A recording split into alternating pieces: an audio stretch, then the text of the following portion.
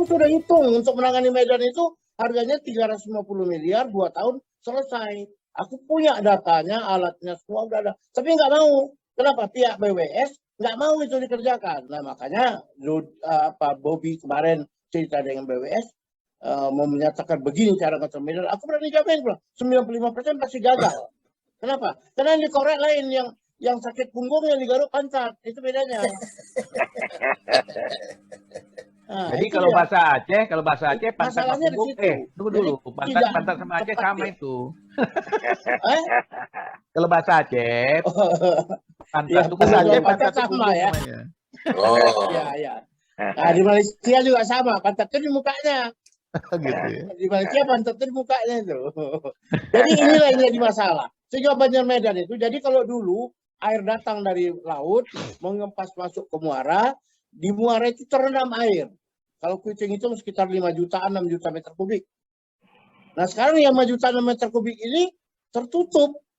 Akhirnya air yang mendatang dari laut itu mau masuk ke daratan. Aku udah buat kajian. Tapi aku nggak tahu lah, ini kan banyak teori juga. Aku setuju masih Sari juga sebenarnya. Kadang-kadang yang paling penting action lah. Jadi kalau seandainya kita bilang ini bagus, tapi nggak dibuat-buat, untuk apa? Enggak, itulah actionnya yang mereka buat sekarang. Buat tawaran. Yang sakit kepala, yang sakit punggung, yang digaruk pantat. Itu masalahnya. Gitu. Dan aku bilang, Dubi harus ingat. Berarti tidak tepat sasaran lah ya. Betul. Gitu. Dan aku udah ingatkan. Kalau dia cuma 3,5 tahun, dimajukan proyek itu, pas 3,5 tahun, proyek itu gagal. Udah, dia nggak dapat apa-apa di Medan. Tapi kalau dia robah posisi, dia robah apa yang harus dikerjakan, 2,5 tahun itu berhasil dia. Tapi kan Jai, di dalam sebuah pekerjaan itu kan ada progres. Kan dilihat apakah progres ini menuju kepada goal nggak, kepada objektif nggak? Kan bisa dilihat. Ya, yang progres yang sakit leher, sakit kepala, yang garuk pantat kan nggak progres apa yang mau dilihat? Itu bukan progres, kecuali kalau daerahnya. Jadi gini, pada saat membenahin mengatasi banjir, justru banjir dulu ya. Jadi selama si Bobby jadi wali kota, itu Medan terus banjir alasannya karena sedang membuat proses untuk supaya tidak banjir. Karena kayak gitu kan. Misalnya ada orang misalnya ini kena sakit gula, dikasih obat. Begitu dikasih obat, gulanya naik. Ditanya, kok malah naik nggak turun? Ini healing proses katanya. Proses penyembuhan. Jangan-jangan sama kayak gitu. Jadi nanti ada alasan. Jadi gini, mereka itu sudah ajukan program yang sama pada waktu penanganan banjir Sumatera Utara, banjir Medan oleh gubernur. Nah, dalam rapat sampaikan ini pasti gagal. 95% pasti gagal, aku bilang. Dan kenyataan gagal. Oh, kenapa begitu pesimistik lihat ininya? Kenapa? Karena bukan dia yang ngurus. Enggak lah, Bang. Kalau Medan gagal, Bobby gagal, rumahku tenggelam itu nyata aku. Itu. Abang ini suujon. Jadi si Jaya takutnya bukan apa-apa untuk individu juga ada kepentingan rumahnya tenggelam, bukan karena proyek nggak goal. Tapi kalau seandainya setinggi itu pesimistiknya, itu harus dobraknya harus lebih kuat untuk meyakinkan wali kota baru itu. Sejauh pantauan Bang Alis, sejauh pantauan sudah rob ini sudah merasuki kawasan mana aja? Udah yang terkenal. Sekitar Belawan tuh katanya kalau dulu itu masih bisa kami apakah bisa 2 bulan atau 3 bulan sekali ya rob. Sekarang udah seminggu udah 3 kali katanya. Ya masalahnya rob ini kan terjadi waktu pasang, air laut pasang. Air laut pasang itu mengempas ke darat, masuk ke laut, ke darat, mau dulu di muara Sungai Deli. Tapi sekarang muara itu padat, mereka naiklah ke Bagan Deli, naik di Kampung Kurnia, dan itu terjadi sebenarnya 2010 udah kejadian. Tapi sekarang makin dalam, itu masalahnya. Dan itu masyarakat di sana ada keluhan-keluhan, ada penyakit yang timbul atau segala macam. Nah, itu lah, cuman yang jelas aktivitas kehidupan kan terganggu. Terganggu betul. Sangat. Dan 1 meter tuh. Kalau kita bilang itu dia masuk ke rumah misalnya sampai 0,5 meter sampai 1 meter, itu otomatis jalan-jalan itu kan juga tertutup. Artinya diterjang banjir juga. Nah ini jadi kesusahan. Memang kalau penyakit belum ada. Kenapa? Karena banjir rob ini kan tidak sama dengan banjir kita biasa. Kalau banjir biasa itu kan dia menggenang terus beberapa hari. Kalau ini nggak ada kan per jam. 6 jam sekali kalau nggak salah itu. Iya. Ya. 6 jam dia naik turun. Orang Pasang itu 2 kali hari. keluar rumahnya pekarangannya udah banjir kan. Tapi gitu, jadi kan. kalau gitu apa ya? Itu adalah mengikuti pasang surut dan pasang naik. Pasang Ya. surut itu dia kan pasang itu kan 2 kali, pagi naik atau Ya. turun, Ya. nanti malam naik lagi. Itu dia. Tapi ini mau balik dia ke darat, ke laut, itu muaranya tertutup tadi. Oh, Menggenanglah dia di bagian terkurung ya bawah. air tuh ya? Hah? Terkurung air tuh nggak bisa balik lagi dia. Itu, ya. Sebetulnya 2012 aku udah lakukan kajian. Kalau mau lihat aja di internet, di Google, cari aja Sungai Deli riwayatmu dulu. Itu sudah ada. 2010 udah aku kaji itu. Di mana tenggelamnya, bagaimana udah aku buat. Ya cuman karena memang nggak ada yang mau peduli. Ya, Dan karena ya Medan itu gitu lah modelnya. Kok rumit kali lah aku tengok Medan nih. Udahlah bensin naik, udah itu rob pula lagi. Apa lagi? Ada lagi yang lain? Banyak kali. Ya ini salah satu kemarin lapangan Merdeka kita buat betul nih. buku. Udah. Tebal nih. Nah, ini bukunya. Kenapa ya? Nah, tebal ini bukunya. Lapangan Merdeka, ini tebalnya. Loh, Nah, ini tebalnya. apa itu? Isinya? Buku tentang tulisan tentang Lapangan Merdeka. Selama Apa berapa itu? tahun? Baru kita launching ini, buku ini. Semua Jadi- cerita tentang sejarah Lapangan Merdeka, tentang apa kondisi ada di sini. Enggak, jadi persoalan baru yang timbul apa? Masih soal jualan-jualan aja enggak? Iya. Dan Lapangan Merdeka itu masih dimiliki oleh sekelompok orang. Dan waktu launchingnya gubernur nggak datang, wali kota nggak datang. Oh. Nggak semua nggak ada yang datang lah. Oh, buku itu launching itu. Iya, semalam itu Pak Usman Peli cuman sama Pak Ridwan Kamil kalau nggak Pak Ridwan Kamil yang dari Bandung. Bandung. Nah, yang lain nggak datang. Pak Ridwan Kamil bukan dari Bandung, pakai Zoom. Gubernur nggak datang, wali kota juga nggak datang. Nah, artinya ketidakpedulian. Oh. Dan itu masalah sederhana kok. Aku buat tulisan kalau memang ada. Lagi hari libur pula, tak cocok pula timingnya barangkali. Enggak lah, hari tanggal berapa itu kemarin nih? Hari tanggal dia betul-betul hari 1, tanggal 1. Iya. Enggak gitu lah Les, kalau nggak gara-gara libur. Hari libur presiden nggak ada kegiatan dia datang ke tempat si apa kawin kan? Anak si Arief, Iya. anak si Hermansyah. Iya. Artinya kalau mau datang kan bisa saja ya kan? Niat ya. Iya. Ya masalahnya itu loh, dianggap mereka nggak penting padahal itu Ada prioritas. Jadi nggak prioritas itu berarti. Iya. Ya, berarti yang prioritas apa? Yang Orang mungkin, kawin. Banjir nggak dianggap prioritas. mungkin Minyak juga naik gini nggak ya. dianggap prioritas. Mungkin Semuanya juga nggak prioritas. mungkin gini juga ya. Itu kan Ah, Kamal, istilah anak Medan itu Kamal, kalah malu. Karena Karena waktu pertama dilantik, itu kan gubernur bilang itu mau Oh iya, program dia mengembalikan Lapangan Merdeka itu sebagaimana yang aslinya. Jadi Ya, semua itu jualan-jualan itu digusur. Tapi sampai sekarang kan enggak. Tiba-tiba dia diundang kayak gini, Kamal lah dia. kalau malu ya. Ah, bisa kena pressure deh ya. Kena tekanan di situ ya. makanya istilah anak Medan sekarang apa yang kejadian bantai kalau situ suka tahu. Berarti kalau ya. Kapan kok nggak berak malam tanya? Itu dia. kalau Medan dua dia, kalau nggak bantai lantak kalau di situ. Mantap. Lantak tahu lah di situ. Kapan kok nggak berak malam? Cuman itu masalahnya, itu yang aku khawatirkan. Bain madisi katanya. Bain madisi, atau dirokon paling. Ya, yang sedap itu ya, yang saya bilang kayak gini. Mainkanlah main kau itu di sini, biar aku mainkan mainku di sini. Gitu. Itu dia. Atau kalau Batak ini, apa kan itu katanya. bikinlah Jangan apa sedikit. bikinmu di situ, bikinmu di sini. Itu yang Batak gitu ya. itu aku khawatirkan kalau udah sampai pada tahap begitu, ada satu ledakan yang ngikut. Kenapa? Palak kali aku katanya.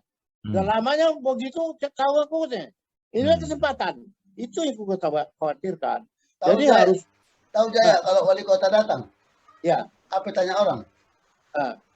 Kapan dinormalisasi Pak katanya? Bingung dia kan?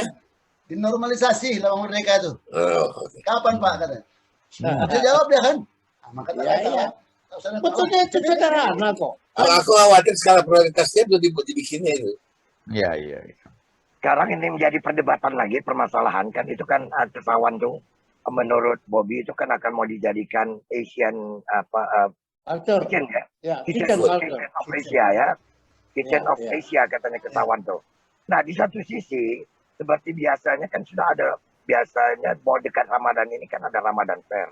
Sampai hari ini Ramadan Fair belum ada terbetik atau mau apapun. Belum terkabar. Terkabar. Alasannya. Oh ya, itu Bang, aku mau tanya, apa kabar ya?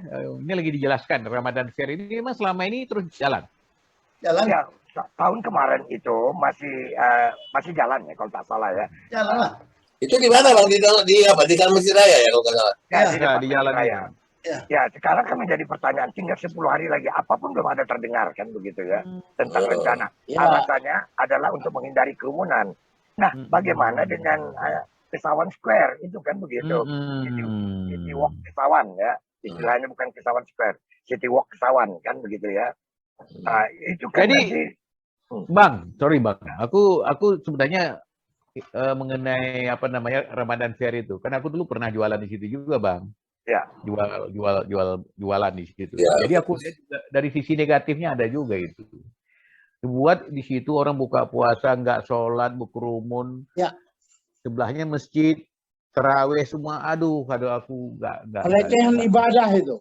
Karena Betul orang kan, Jay? itu tidak untuk salat. Nah, Betul. itu dia pelecehan ibadah itu. Azan terdengar orang ribut juga, nggak ada masalah kok. Itu namanya pelecehan. Aku dulu buka di situ. Jadi aku Ya. terasa juga, ya ampun, gue bilang orang sholat maghrib masih berkeliaran. Tapi ya Bang, aku tahun lalu kan di Medan itu, secara Ramadan Fair. Memang kulihat itu yang dekat di depan apa itu Masjid Raya. ya. Masjid itu ramai, memang ramai. Iya. Nah, saking ramainya saat itu belum COVID. Di saat itu belum COVID, jadi masuk juga aku, tapi aku gerah gitu. Karena kita mau bergerak aja, mau ke masjid aja jalan payah, nyebrang jalan. Betul. Iya. Jadi kita mencari tempat buka puasa yang lebih enak lah. Tapi memang itu pasar rakyat, orang suka, masyarakat suka diadakan begituan, walaupun tidak murah, tetapi orang suka berbondong-bondong, bertemu sama orang, bertegur sapa ya, seperti layaknya masyarakat Sumatera Timur lah, Edan nih kan suka kali kita bercakap sama orang ketemu. Kalau mau bicara tentang idealisme kita ya, tentang masalah bagaimana membangkitkan ekonomi UMKM, ya itu sebenarnya aku lihat positif. Daripada orang ke plaza, ke restoran-restoran, kafe-kafe sana kan. Bukan, aku bukan bilang tidak positif. Itu dalam mekanisme pelaksanaannya nggak benar. Jadi misalnya contohnya, itu bagus kan aku bilang, aku aja ikut kok. Tapi motivasi aku ikut beda mungkin dengan orang lain. Iya. Pada saat buka puasa, kita stop. Orang layani dia buka puasa. Layani kan itu kerumun tuh. Layani begitu selesai kan azan maghrib. Terus nggak sholat jamaah. Gimana? Jadi ini ada kontradiksi juga gitu. Maksudnya terus gini Bang. Kenapa nggak dibikin di Tapian Daya itu aja? Ya, kan kemarin itu kan sudah ada 3 tempat ya. Nah, artinya di daerah lokasi Johor, kemudian Marelan, kemudian ada di arah ke Jalan Binjai ini kan. Itu kan sudah dibuat itu kan. Tapi sampai hari ini satu pun belum ada yang tersebut kan begitu. Ya jadi gini, abang ini bicara konsepnya mau dilakukan. Ya. Yang dibicara Idrus tadi dampaknya. Ya. Ini konsep bagus, tetapi dalam pelaksanaannya orang jadi tidak sholat maghrib. Betul. Nah, tetapi Sudah itu sorry, aku bilang ya. Ramadan Fair itu target konsumennya itu hampir 100% orang Islam. Itu kan untuk buka puasa. Iya. Namanya Ramadan Fair. Artinya apa? Aku sebetulnya ya suka aku itu. Jadi ingatlah kita masa kecil-kecil dulu, waktu kita kecil. Itu aku kalau bulan puasa, aku pasti pergi setiap sore mau buka puasa ke dekat bioskop Rio. Ya. Rio di dekat Tahu tuh. R10 ya, bukan Rio, R10. R10 dekat kayu jatuh tuh kan. R10. Ya, jadi Dekat kayu jatuh. kemudian ada juga satu lagi di apa namanya Gang Buntu. Ya.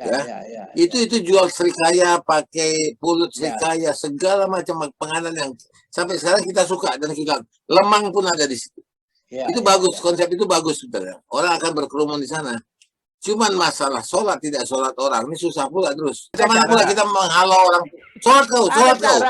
Ada cara. Ya misalnya kalau di Jakarta itu banyak tuh untuk buka puasa. Kalau dalam bentuk ini disediakan tempat sholat. Ada bersih-bersih tempat sholatnya.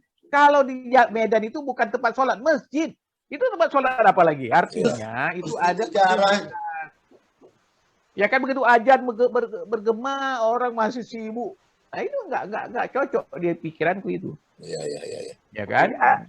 Tapi beginilah barangkali kan, kalau ini kan masalah ukhuwah nih ya, masalah apa ini kan pilihan ya. Jadi kalau kita lihat juga ada nilai, betul kata Idrus tadi, negatif positif ya. Masalah ibadah tadi kata Hari itu kan masalah pilihan juga ya. Ada orang yang merasakan bahwasanya dia ada sarana tempat untuk dia berbuka puasa yang kalau sekiranya dia berjalankan secara idealnya betul-betul, begitu bunyi azan dia sholat dulu, setiap sholat dia makan lagi di situ. Betul, itu dia. Itu yang barangkali yang idealnya kan. Bagus bang, bagus sekali itu. Walaupun ada orang-orang yang tidak mengikuti pola itu kan begitu, tak peduli dia dengan apa, tapi itulah pilihan dia kan. Kan gitu bang.